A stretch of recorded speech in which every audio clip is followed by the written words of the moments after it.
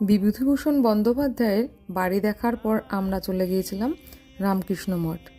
এটি ছিল ঘাটশিলার রামকৃষ্ণ মঠ। তো প্রথমেই ঢুকি, মন্দিরে প্রণাম করি, তারপরে কিছুক্ষণ ওখানে বসি।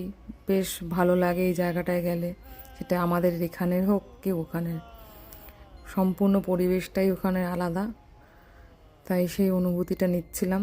তার পাশে ছিল এরকম গার্ডেন করা, আর বাগান তো আমার ভীষণই পছন্দের, নিজেও করতে ভালোবাসি, কেউ করলে সেটাও আমার দেখতে ভীষণ ভালো লাগে। অর্কিড ফুটেছিল, কি ভালো লাগে দেখুন। তারপরে যেহেতু কালী পুজোর সময় গিয়েছিলাম, ওখানে কালী ঠাকুর ঢুকছিল। তারপরে মহারাজ ঠিকঠাক করে ওখানে বসাচ্ছিলেন রাতে পুজো হবে বলে। আর আমরা তো সেখানে, পাশেই হোটেল ছিল না আমাদের। মায়ের মুখটা কত মিষ্টি, তাই কিছুক্ষণ ওখানে দাঁড়িয়ে ভিডিও করছিলাম।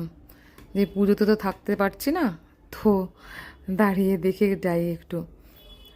তো চাইলে রাতে পুজো দেখতে পারতাম, বাট সময়, সারাদিনের জার্নি হয়ে উঠবে না বলেই ওখানে কিছুক্ষণ সময়